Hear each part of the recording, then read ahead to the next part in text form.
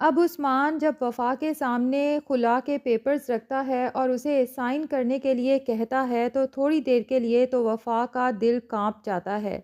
لیکن چونکہ اب وہ ارادہ کر چکی ہے ثالث سے علیحدہ ہونے کا، اس لیے اپنے باپ کی خواہش کا احترام کرتے ہوئے خلا نامے پر سائن کر دیتی ہے۔ جبکہ دوسری طرف ثالث ہے، جسے اب جا کے احساس ہوا ہے کہ بے شک وفا کے ساتھ اس کا رشتہ کسی مجبوری کے تحت ہی جڑا تھا، لیکن اب وفا کے بغیر جینا ثالث کے لیے تقریباً ناممکن ہے۔ وہ جو ہمیشہ سے یہ سمجھتا رہا کہ شاید وہ شفا سے محبت کرتا ہے، لیکن اب جا کے اسے پتہ چلا کہ سچی محبت کیا ہوتی ہے،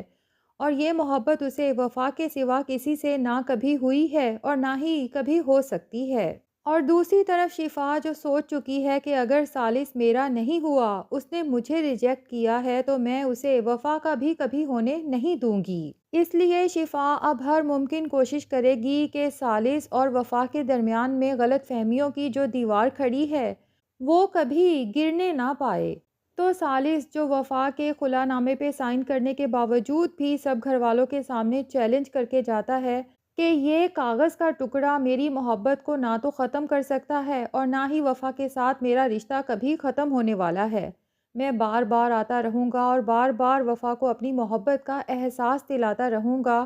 اسی لیے جب گھر جاتا ہے تو بہت پریشان ہوتا ہے، اور جب چھت سے وفا کو اکیلے بیٹھے دیکھتا ہے تو ایک دفعہ پھر اس سے بات کرنے کی کوشش کرتا ہے، لیکن شفا جب دیکھتی ہے کہ ثالث وفا سے بات کرنے کی کوشش کر رہا ہے تو وہاں بھی پہنچ جاتی ہے کہ کہیں ایسا نہ ہو کہ وفا کا دل ثالث کی طرف سے صاف ہو جائے اور وہ خلا کا فیصلہ کینسل کر دے۔ اب وہاں پر بھی ثالث کو شفا کے اس طرح آ جانے پہ بہت غصہ آتا ہے، اور وہ اس کی اچھی خاصی انسلٹ بھی کر دیتا ہے کہ یہ ہم دونوں میاں بیوی کا آپسی معاملہ ہے، تمہیں اس میں انٹرفیئر کرنے کی کوئی ضرورت نہیں ہے۔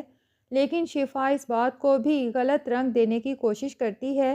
کہ وفا کو یہی لگے کہ ثالث یہ سب کچھ بھی مجھے جلانے کے لیے کر رہا ہے، اور وفا کے سامنے ہی ثالث سے کہتی ہے کہ ثالث اگر میں نے تمہیں ریجیکٹ کر دیا ہے، میری منگنی ہو گئی ہے، تو کم سے کم اب تو مجھے اس طرح سے جلانا چھوڑ دو۔ اور واقعی ہی شفا کی یہ بات وفا کو غلط فہمی میں مبتلا کر دیتی ہے، اسی لیے ثالث سے ایک دفعہ پھر بدگمان ہو کے اس کی مزید کوئی بھی بات سنے بغیر وہاں سے چل دیتی ہے۔ ثالث کو تو شفا کی اس حرکت پہ بہت غصہ آتا ہے، اپنے کمرے میں جاتا ہے تو اکیلے بیٹھے ہوئے اسے ایک دفعہ پھر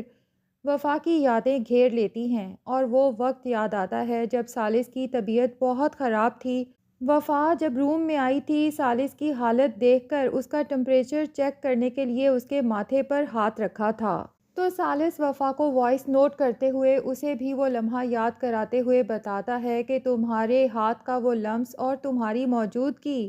مجھے ابھی بھی محسوس ہوتی ہے وفا۔ ثالث کا یہ وائس نوٹ سن کے وفا کا دل سچ میں موم ہونے لگے گا، لیکن شفا ہے نا، وہ تو وفا کا دل کبھی ثالث کی طرف سے صاف ہوتا ہوا دیکھ ہی نہیں سکتی۔ وفا سے کہتی ہے کہ تم ابھی تک ثالث کے لیے مر رہی ہو، تڑپ رہی ہو، جبکہ وفا اس بات سے صاف انکار کرتی ہے، تو شفا کہتی ہے کہ پھر تم ایک ہی دفعہ یہ رشتہ ختم کر کے ثالث سے ہمیشہ کے لیے جان کیوں نہیں چھڑا لیتی؟ کیوں بلا وجہ اس رشتے کو اور خود کو کنفیوژن میں ڈال رکھا ہے، جبکہ اس رشتے میں اب مزید کچھ بچا ہی نہیں؟ اور پھر وفا کو یہ احساس دلانے کی کوشش کرتی ہے کہ تم مانو یا نہ مانو، بہرحال ثالث آج بھی مجھ سے محبت کرتا ہے، اور وہ جو تمہارے پیچھے آتا ہے نا، دراصل وہ مجھ سے بدلہ لینے کے لیے آتا ہے اپنی ریجیکشن کا۔ مجھے تو بہت افسوس ہوتا ہے کہ مجھے جلانے کے لیے وہ تمہیں استعمال کر رہا ہے۔ اب وفا جب شفا کی یہ سب باتیں سنتی ہے تو ظاہر ہے کہ اسے شدید غصہ آتا ہے، اور وہ ثالث کی طرف سے ایک دفعہ پھر بدگمان ہو جاتی ہے۔ دوسری طرف فرجات ہے جو وفا کے ساتھ ہوئی ناانصافیوں پہ بہت شرمندہ ہے، اور ایک دفعہ پھر وفا کے لیے اس کی محبت انگڑائی لینے لگتی ہے۔ اسے احساس ہوتا ہے کہ کہیں نہ کہیں وفا کے ساتھ جو کچھ ہوا ہے اس میں میرا بھی ہاتھ ہے، میں اپنی بہن کی باتوں میں نہ آتا، اس پہ اندھا اعتماد نہ کرتا،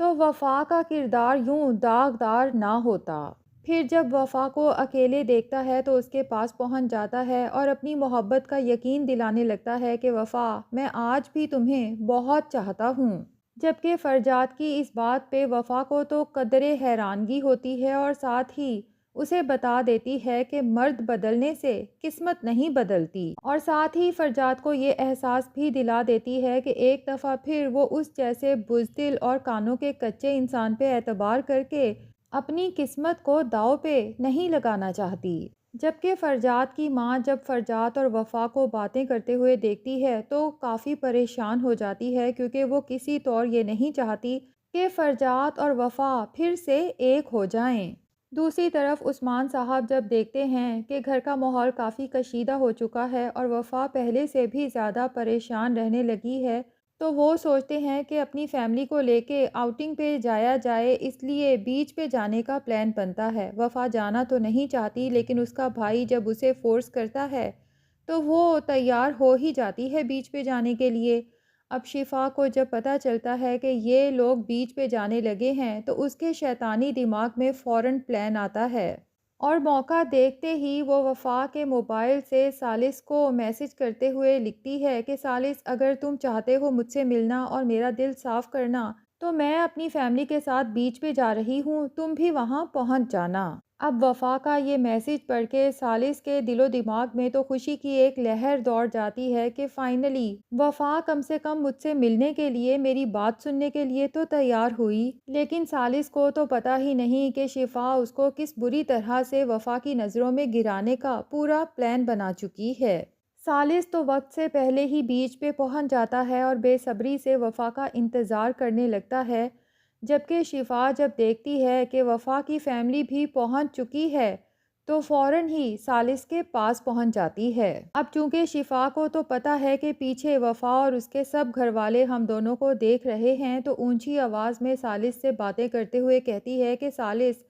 تھینک یو سو مچ، تم نے مجھے یہاں ملنے کے لیے بلایا۔ یقین کرو کہ یہ انگوٹھی کا رشتہ میرے لیے بھی کسی بوجھ سے کم نہیں ہے۔ تم جب چاہو گے میں اس رشتے کو ختم کر دوں گی۔ اور پھر ثالث کا بازو بھی تھام لیتی ہے۔ ثالث تو شفا کو یوں اچانک وہاں دیکھ کر بہت حیران بھی رہ جاتا ہے اور اس طرح بازو پکڑنے پہ کافی گھبرا بھی جاتا ہے۔ اب ثالث کی تو وفا اور اس کے گھر والوں کی طرف پیٹھ ہوتی ہے، جبکہ شفا دونوں کو ہی دیکھ سکتی ہے، لیکن یہی شو کراتی ہے کہ مجھے نہیں پتا کہ وفا اور اس کے گھر والے بھی یہاں پر موجود ہیں۔ ثالث کے مزید قریب ہو کے اسے اپنی محبت کا احساس دلانے کی کوشش کرتی ہے کہ ثالث، اگر تم نے ہمت کر کے اور سب گھر والوں کی پرواہ کیے بغیر مجھے یہاں ملنے کے لیے بلوا لیا ہے تو یقین کرو کہ اب میں بھی اپنی محبت کی خاطر جان سے گزر جانے کو تیار ہوں۔ اب پیچھے وفا اور اس کے گھر والے جب یہ منظر دیکھتے ہیں تو ان کا تو غصے سے برا حال ہوتا ہے۔ وفا کو تو اب یقین ہو جاتا ہے کہ شفا جو کچھ کہہ رہی تھی بالکل ٹھیک ہے۔ ثالث جو ہمارے رشتے کو پھر سے جوڑنا چاہتا تھا، دراصل وہ صرف شفا کو جلانے کے لیے تھا۔ اب عثمان صاحب تو وہیں غصے سے ثالث کو آواز دیتے ہیں اور ثالث یک دم چونک کے جب پیچھے مڑ کے دیکھتا ہے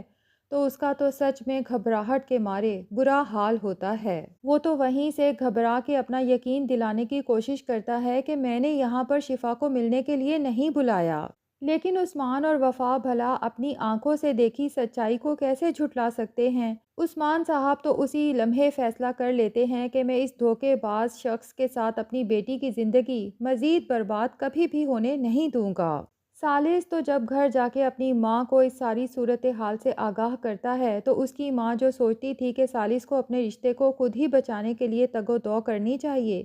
اب اسے لگتا ہے کہ مجھے اس معاملے میں انوالو ہونا ہی پڑے گا۔ اس لیے وفا کے گھر والوں سے ملتی ہے اور انہیں سمجھانے کی کوشش کرتی ہے، خاص طور پہ وفا کے فادر عثمان کو، کہ کبھی کبھی آنکھوں دیکھا بھی جھوٹ ہو سکتا ہے اور اتنی جلدی میں اتنا بڑا فیصلہ نہ کرو۔ یہ وفا کی زندگی کا معاملہ ہے، اسے اپنی مرضی سے فیصلہ کرنے دو۔ اور دوسری طرف وہ ثالث کو بھی حوصلہ دیں گی کہ اگر تمہاری محبت سچی ہے تو مجھے پورا یقین ہے کہ وفا کو بھی ایک دن تمہاری محبت پہ یقین آ جائے گا۔ تو ناظرین، کیا لگتا ہے، کیا شفا کی لگائی ہوئی یہ آگ وفا اور ثالث کو ایک دوسرے سے جدا کر دے گی، یا جلد ہی سچائی وفا کے سامنے آ جائے گی؟ کمنٹ سیکشن میں اپنی رائے کا اظہار ضرور کریں، اور اگر ہمارے چینل پہ نئے ہیں تو پلیز چینل کو بھی سبسکرائب کر لیں۔